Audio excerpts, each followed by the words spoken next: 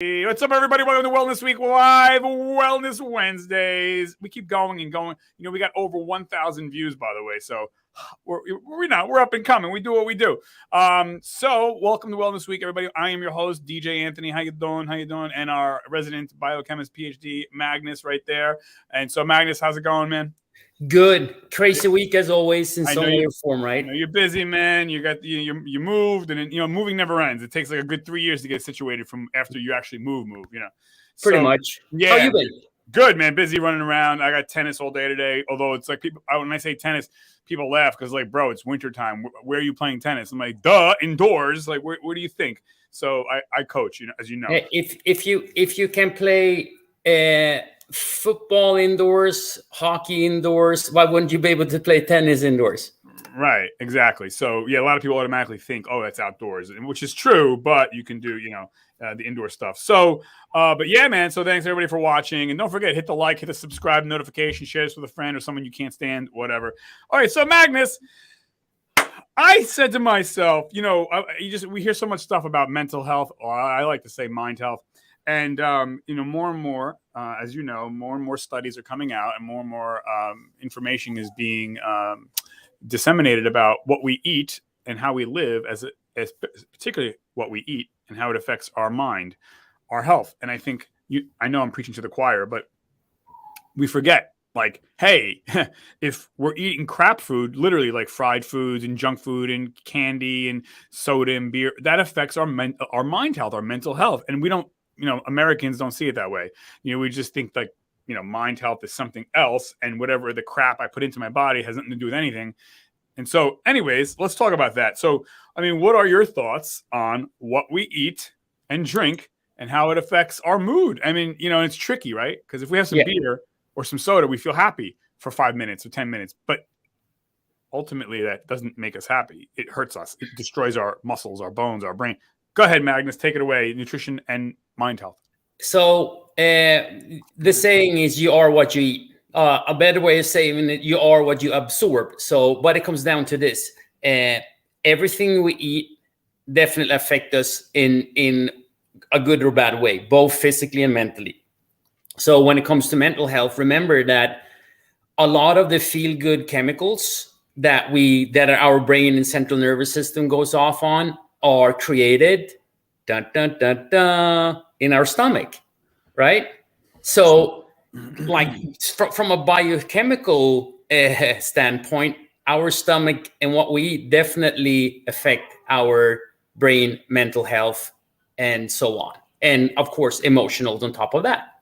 Right. By the way, you just hit on it, and a lot of people don't know this, and even I think a lot of doctors don't even know this. And by the way, we're not giving medical advice out. We're just talking, folks. Always consult with your healthcare professional. And anyways, so a lot of people, some doctors don't even, I think a lot of doctors don't even realize this. I know you do, but our gut, right? What we eat in our stomach will affect if you're happy or not, will affect your immune system. We know now for a scientific fact, about 80% or so maybe of our immune system is in our stomach, our gut. So if we're feeling depressed, if you're feeling anxious or stressed, I'm not saying it's a silver bullet, but a lot of it can be managed, marginalized, or mitigated by what we eat. So if you're eating so what would make someone depressed? I would make the argument. Go ahead if you want to. Yeah. I think that we heard kind of this before: processed food, fried food, sugar.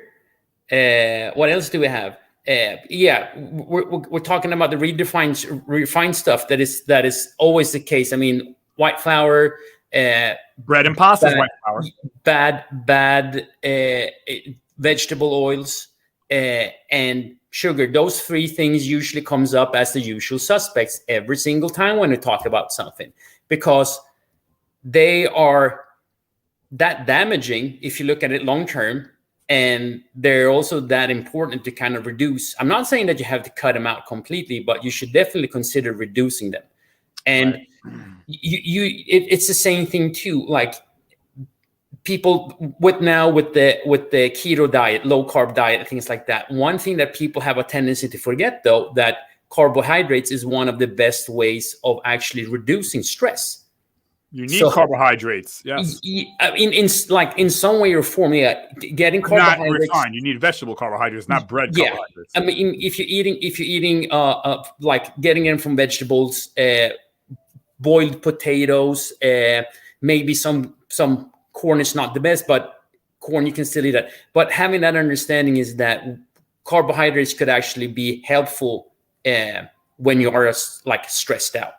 Right, and we need that. Right, but right to your point, I think people think though, hey, carbohydrates. Oh, cool! I'll have cookies and cake and bread and pasta and bread and pasta and chips and cake and cookies and pretzels and cake. That's the bad carbohydrates. Yeah, that right. We need carbohydrates. Yes, and by the way, we should eat a ton of carbohydrates from vegetables. From nuts, from legumes, stuff like that. I would even say like sweet potatoes, any type of potatoes, and rice, and any type of rice is good too. I mean, like people say that white rice is horrendous for you. No, it's actually not.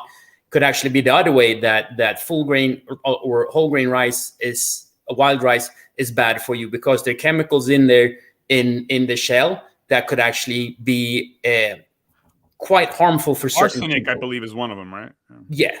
Not just that. I mean, and even more than that. So it's important to kind of like see. I always say like try to see it from a bigger picture and not like just focus on a single thing, because you're missing so many other things. By the way, you mentioned rice. I just want to touch on that because right, a lot of people would be like, "Yeah, you see that? Rice is bad." Okay, most of my friends are Asian since I was a friggin' embryo. Okay, I can tell you, and think about it. You probably know this, but okay. For millennia, for hundreds of thousands of years, Asia has consumed rice. No obesity problems, no weight problems, no diabetes problems. Okay, all of a sudden, Asia has a lot of obesity and diabetes, and people like to think, oh, it's because of the rice. No, it's not because of the rice. It's because of the advent of American fast food that has infiltrated the Asian culture. It's not because of the rice. So correlation is not causation. So to your point, have rice. Rice is right. It's not going to trust. That's not going to be a problem. But to your point, but when you have fried rice, that's a problem. Or if you're having, again, you're eating fast food, but the rice itself, I always say, and I know you agree, God made over man made. So rice, that's part of the earth. Potatoes get a bum rap. Again, it's not processed. It's got fiber in it. So those are the carbs we want. Real quick. So that can affect our mood. It can affect our health. And again, it's not a silver bullet, but stacking those odds to help us eating well. Don't put cheap gas in the Ferrari, folks. Okay, so what about this now? Moving on. Oh, this is a tough one. We may be stuck on this and that's it. Okay, because I know Sweden has a little bit different than here in America. Okay, so should all drugs be legalized in America? Because everybody is sparking up the ganja. Everyone's doing. We all know people like the war on drugs.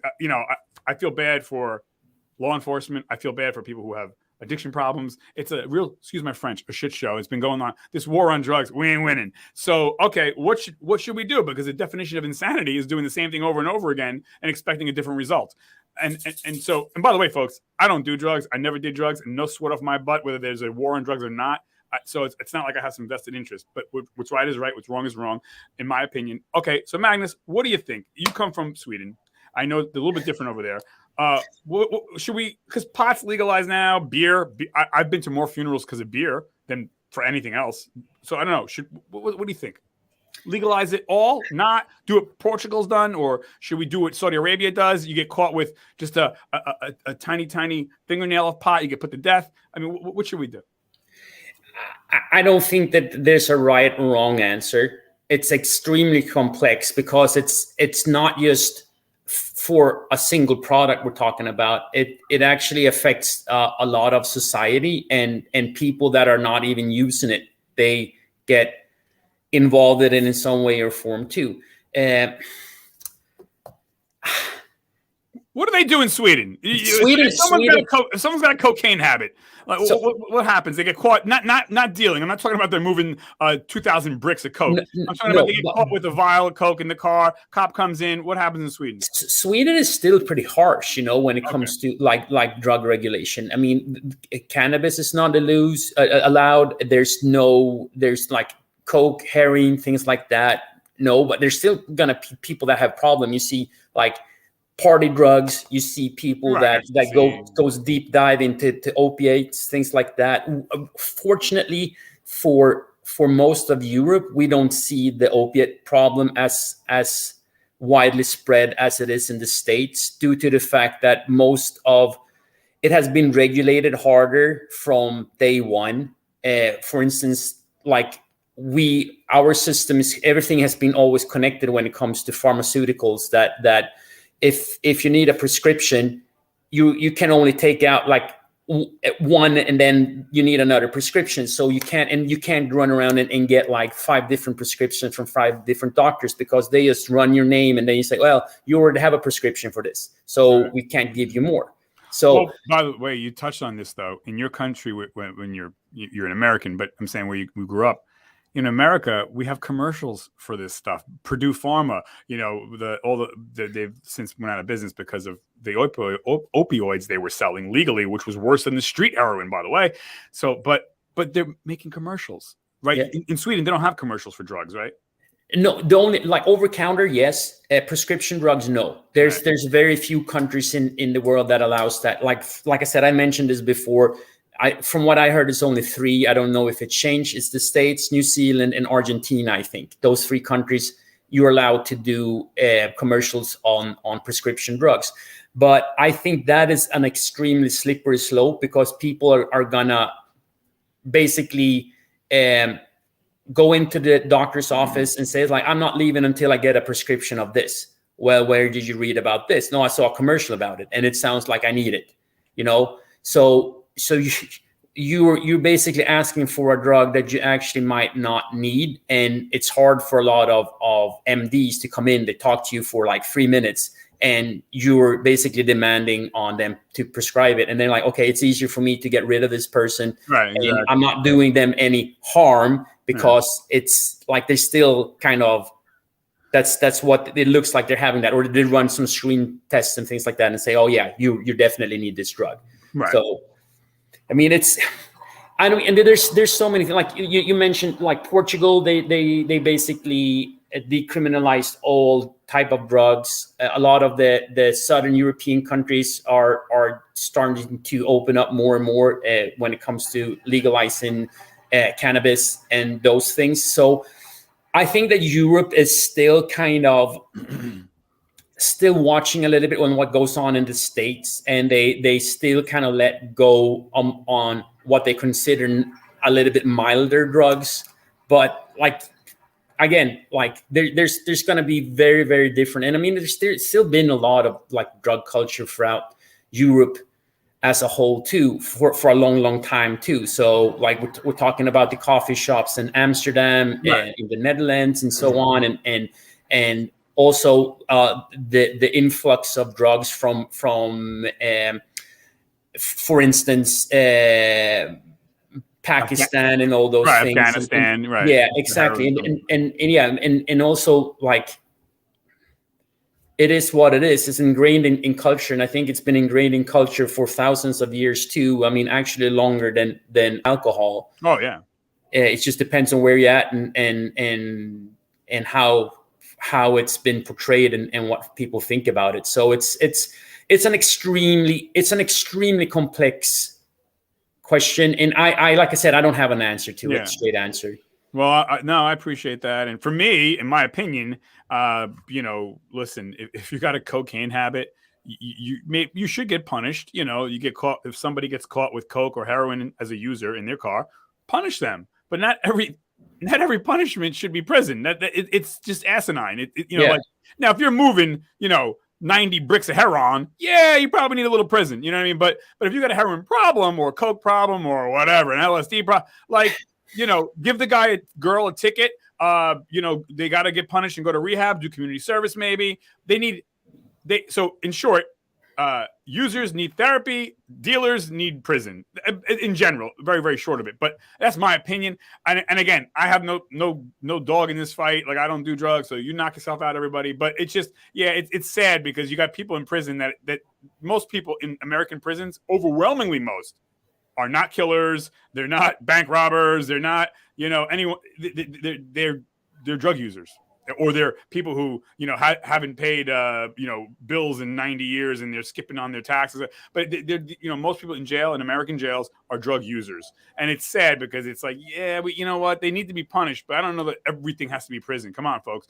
Yeah, and by the way, like you, I have a ton of friends that are in law enforcement, and they'll tell you, even in prison, they want drugs. They got drugs in prison. Like, you're not winning. So we got to do something else again to help people out, because there's a lot of people that, I don't know. I mean, if somebody's a lawyer, or someone's a construction worker, or someone is, I don't know, an engineer, and they get pinched with some drugs, they should lose their job and do 10 years in prison, really, with no priors. Like, like, now you're making them worse because they're going to come out. And now what? Now you got more problems. I call it the prison industrial complex. It's like, and by the way, in America, I know people, you can buy stock in prison construction companies. So no, I'm not kidding. You can look it up, look up a ticker. Yeah, I know. And those prison construction companies, guess what? They have lobbyists in DC who, guess what? They happen to make laws. Well, I wonder what laws they're going to pass. It's like they need the money, and you can buy stock in these companies. So like, prison, good, yay. It's like, come on, man. Oh my God, I'm losing everything. I'm supposed to be professional here. Okay. But Anthony, it's like the same thing when you're looking at it. Like, this problem is I swear I'm professional. No, you're good. It's life. No, it comes like that's just funny. It's like with the backdrop. But it comes down to this, like looking at it, like having an addiction. It's a disease. People could say whatever they want. Yeah, people do party drugs and all that. Yeah, I get it. But when you're an addict, it's more than just like try it a couple of times and you're good. I mean, it's help. A disease. Yeah, it's a type of disease. It's not cancer like disease, but I always say it's a type of disease. 100%. Yeah, no, but it's the same thing with alcohol and it right. It could be like what we're talking about, like even that, like it comes down to sex addiction, gambling addiction, whatever it is, training addiction. There's so many levels, and it's kind of what you fall into and start doing. I mean, you're lucky if you get into something that is not, when it comes to like heavy addiction to a drug. By the way, good. Yeah. So it's like these people need help more than anything. Yeah. When it comes down to it. And of course, like there's difference between like selling drugs and using drugs. So like you're pointing out, they're not comparable. Right. And by the way, again, I'm not joking. I have been to, matter of fact, I have been to funerals for beer only. Guys, particularly, they were drinking beer, got into cars or motorcycles, and they hit trees or buildings and they're dead. I've never been to a funeral, and I know it happens, but I've never been to a funeral for like coke or heroin. But I've been to a ton of funerals for beer. Maybe we should criminalize beer, which we used to. Why not? Because hundreds of thousands of people die every year from beer overdose, literally. That's why you have DWI checkpoints. So maybe we should criminalize beer. No, we don't, and we shouldn't, because again, they need help. They don't need prison. Now you could go to jail, I guess, for DWI, but my point is, like if it's so dangerous, beer, let's make it illegal. You know what I mean? Yeah. But I'm being facetious a little bit. But anyway, so all right. Yeah, but it's the same thing. Like look at the 20s. We wanted to try that obviously didn't work, and it's the same thing. We're seeing the like war on drugs has been like going on for over 50 years. Or whatever it is, and it obviously didn't that solution didn't work either. So we need to try and find other ways. And again, most of the addicts needs help. That's what it comes down to. And we're slowly getting there in this country again. Yeah. And education. I mean, it comes down to a lot about educating people too. It's like, well, like when you look at it, you start scratching the surface. Like, wow, drugs are fun, But once you're kind of caught in it and you like deep dive into it, it's a pretty dark story, Yeah, I'm throwing beer in there too. I mean, like I said, I have a lot of friends that are addicted to beer, and their lives are shit, by the way. And they have jobs and stuff, but they're struggling, and it ain't funny. And it's like, yeah, dude, you need, anyways. By the way, I just wanted to say oh shoot, I lost my train of thought here. But it's like I'm drinking beer. No, I'm not. But all right. So to move on, because I know I want to respect your time. So did you want to add anything else before we move on? Or? Yeah, I think again, this would be interesting to actually like get people that are like in the industry. I mean, talking to someone that's working maybe in the cannabis industry, Right. talking about someone that's working with alcohol, and also people that are actually working with helping addicts. Right. So yeah, good. So that's something that maybe we should look into, trying to get guests on that are like Trained educated and have more experience to talk about it. Yeah. So people, if you're listening, we'd love to have you on the show. We always submit the questions prior, so there's no gotcha questions. But if you're a therapist, or even if you are struggling with, or you quote unquote, you beat alcoholism or whatever, we'd love to hear your story. Love to have you on the show and talk to you.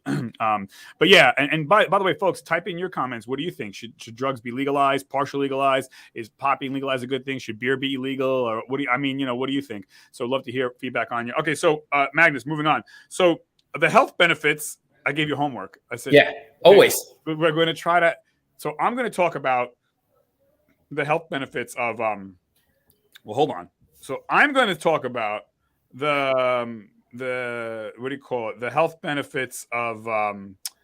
Hold on now. I'm going to talk about the health benefits of garlic. You're going to talk about the health benefits of nuts. Okay. Yeah. So what are some of the health benefits of nuts? Now, I understand some people are allergic. I understand that, but most people aren't. So what are some of the health benefits of nuts, by the way?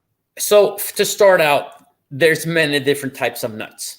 So let's just start there. And they're all a little bit different. So I was basically grouped them.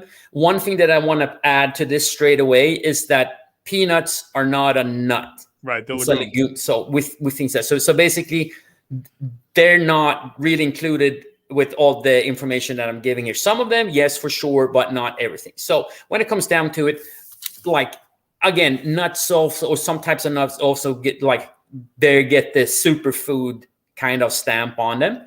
And why do they get that? Yeah, they're quite nutrient dense, and they're also quite calorie dense. So it's good to know about those things. So I would say eating nuts is something that you should do like on the low end, but you should still eat them. So it comes down to they have a lot of vitamins, a lot of minerals, a lot of antioxidants. They have a lot of omega-3, the ALA. Omega-3, they are fairly good when it comes to your cholesterol, like good for good cholesterol, HDL. So high HDL, and then of course fibers. On top of that, a lot of beneficial fats, like I mentioned, omega-3, and also they have some fairly okay with protein too. Remember, they are not complete, all the amino acids, but fairly good. And they're fairly low on carbs too. So they still contain carbs. So if someone is going extremely like low carb, nuts might not be the best of things to eat in high volumes either. But remember, nuts always, they're calorie dense. So eat like a handful, no more, and keep it at that. Right. By the way, what's your favorite nut to eat? Do you eat nuts? I don't know. Oh, so many. I would say one of my favorite ones that is good. It's Brazil nuts. Oh yeah, they're expensive, bro. They're not cheap. Yeah. So they have like saline, like a trace mineral that we need, and it's one of them. They pack a lot of it. So I think if you eat like 2 of these nuts, you basically fulfill your like daily needs. Wow. So that's one thing to think of. Almonds, like all types of almonds are like that. I love pistachios. Oh, pistachios, like that, and like eating real pistachio ice cream. Like when you go to Italy, the first thing that I do is basically you go and get like You've been to Italy? When I go and visit, when I've been to visit. Wait, you have been to Italy? Yeah. Oh, yeah. That's nice. So but the I knew gelato, I liked you. You go into gelato. The same thing when you see like a good like a gelato store, and it's like I always go with pistachios if they have it. Right. By the way, so you're in Cali, but by me here in New Jersey, if anybody wants good gelato, I don't want to go down this rabbit hole, but I have to because you said gelato. You got a lot of fake Italians out here. So Gelato, folks, and trust Magnus and myself because I've been to Italy too. My family's from Italy. So gelato, the difference between gelato and ice cream is gelato has a higher fat content in the milk, where American ice cream or ice cream has a lower fat content. That's basically what it comes down to. So gelato is very creamy, very rich, very dense, very thick. So hey, it's the best. We're Italians.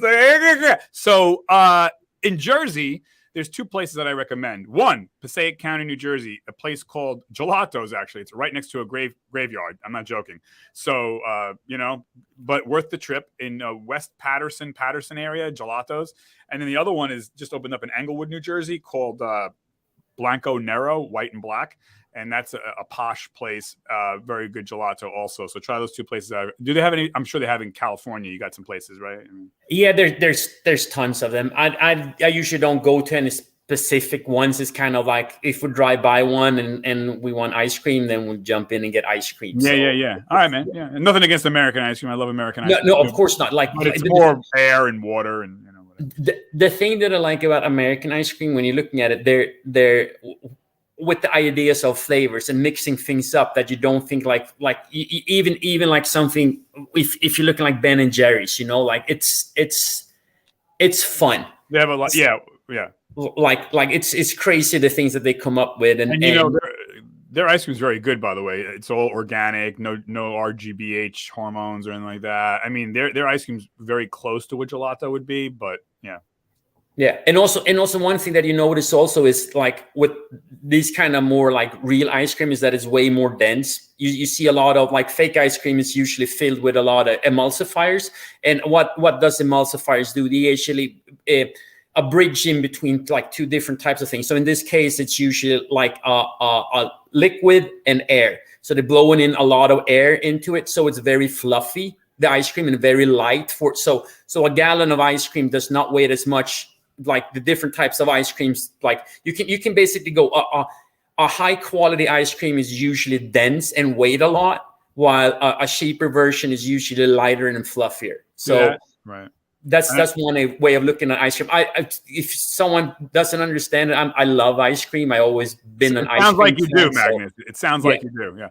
By the way, and folks, I mean, listen to Magnus. He's a nutritionist. He knows this stuff. He in biochem and whatnot. So real quick, so I got a couple minutes here. So yeah, I had to do the garlic. I mean, what a segue from ice cream to garlic. I mean, garlic tastes like shit, right? They're garlic ice cream. So I just a quick note. So in a restaurant in Stockholm, they used to have everything had garlic in it.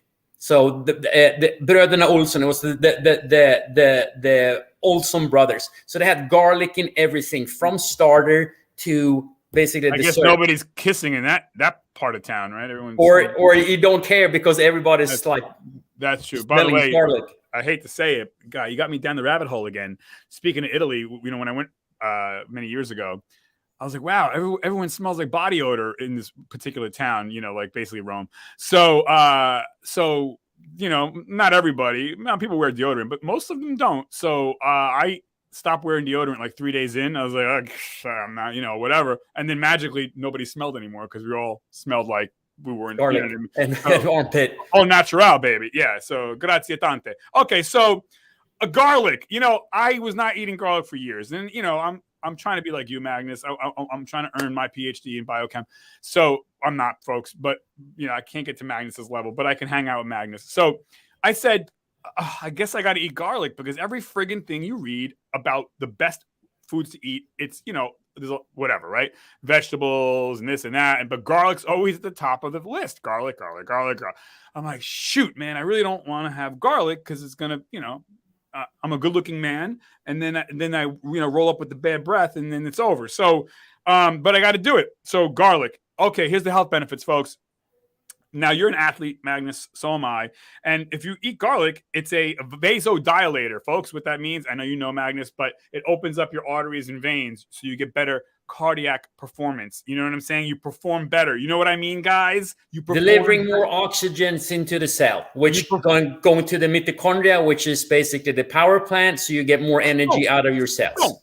So, gentlemen, if you want to be, you know what I'm saying, in better performance, men, eat the garlic. Trust me, everyone's going to be happy. Okay, so the next one is weight loss. you eat garlic. No one's saying eat a whole friggin' thing of garlic, but you put a little bit in your dinner once a day. You know, I try to put it in lunch and dinner.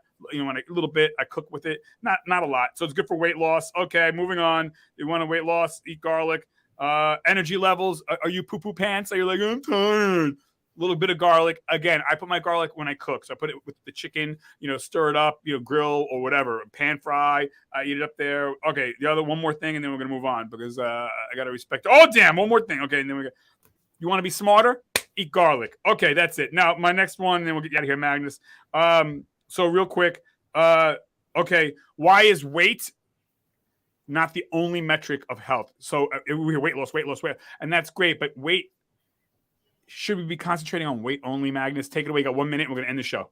Okay. So weight loss, no, it should be called fat loss because that's what most people want. They want to reduce body fat and not weight. And it's important when it comes down to this that we kind of like store or actually build muscle while reducing body fat. That's kind of the golden goose that everybody wants to. So I think that like it's basically like if you were trying to paint a picture and you only have one color. Got it. Yeah. So you don't get much nuances of one color. I mean, you can't like it's just a single color, like whatever it is. So measurements needs to be more than that, and you need to like you can measure body fat, for instance, and do that like pretty high tech. Right. You could just measuring like how your clothes are fitting, waist size. You can measure with a tape measure. Take pictures. That's usually a good thing too. Like we're talking about the classical before and after, but then you usually for instance, for me as a nutrition coach, it's easier for me to see development. Yeah. I didn't lose any weight. Yeah, but look at it. Your shoulders are you have more muscle mass over your shoulders. Your waist is down like 6 inches. I'm still the same weight, but I look completely different. It's the same thing. Compared like an NFL like D-line guy that is 6'3" and weighs 280 pounds and has 0 body fat, and then you compare that to someone that's the same length and same height, but is basically don't have any muscles and carry way more body fat. There you go. And that's what I say, right? Weight is a metric. It's not the metric as to health. It's a part of health, not the only thing. Because I always say I'm 5'11", 170. I got a friend that's 5'11", 225. He's healthier than I am, and he weighs more than I do. So, you know, it's more than just weight. Anyways, okay. Yeah. Magnus, one thing that I want to add to that too. Take your time. Go ahead. I got all day. We can keep talking. Yeah. So I also think that it's very important that we're looking at biofeedback. So what do I mean with that? It's like, how do you feel? Like emotional, like scale it 1 to 5, you know, 1 is bad, 5 is good, you know, like look at that. How is my sleep? How is my energy levels? How are my libido? How is my performance in the gym? How am I able to work? You know, all those things are important. How am I like social interaction with my family, things like that. Yeah. These things are equally as important or even more important maybe than just the scale weight, you know? Oh, okay. Nice. Yeah. So I think it's very, very important that like, again, looking at the bigger picture and trying to see more what's like, it's not just a single data point. Right. Or there's many things you have to look into, because like, again, like a person that is 6% body fat and feel miserable, like that's not going to be a good life. Maybe we need to add a little bit more body fat on that person, and all of a sudden hormone health, they're more stable emotionally, all those things. So I mean, you need to understand, like, it's not just like black and white one thing. Right. Yeah. I mean, 6% body fat. Listen, most professional athletes are 10% body fat. So 6% is you got a problem. You're probably some crazy bodybuilder that's about to go pose for Mr. Olympia. Like, yeah, it's not healthy, 6%. Anyways, but okay, Magnus, I want to respect your time. I know you got to go. Magnus, where can people find you to get any information about your nutrition and your expertise? Take it away, Magnus. Yes. Again, I have a free Facebook group that you can join. And I will, like always, it's easier for me to link it. So I will link it in the comments on our different platforms where this is shown. So you can reach me there. You can join the group and learn more about like nutrition and health and information, how to lose body fat, how to gain muscle mass, and so on. And just be more healthier, productive, and happier. Yes, excellent. Thank you, Magnus. And by the way, take two. Hi. Thank you, everyone, for watching Wellness Week live Wednesdays, Wellness Wednesdays with myself, DJ Anthony, and PhD, our biochem resident biochem. There you go, Magnus. And also, I will be doing a special coming up. I am purchasing two, mental health or mind health, those apps. So I'm researching and I'm going to actually use either Better Health or Talkspace. And then I'm going to review my findings by actually going through the steps. I've never done it before. So I thought it'd be good. And I'm going to give my test drive of these apps and then come to you, the people, because I think everyone needs to have some kind of therapy or talk to someone. So I was like, if I'm preaching this, I should friggin' use it. So I'm going to go give it the test drive. I'm going to pay the money and I'm going to give everyone my findings. And, hopefully that'll help. And I know it's going to help me. So anyways, that's it. All right, Magnus, thank you. As we say in Italian, grazie mille, grazie tante, ci vediamo quando ci vediamo. I don't know what I just said, but it's not Italian. All right. So thanks everybody for watching. Don't forget, hit the subscribe, hit the notification, tell your friend, your mom, your dad. We got a bunch of great shows. Magnus, thank you as always for making time. Bye-bye, everybody. 3, Bye, guys. 2, 1.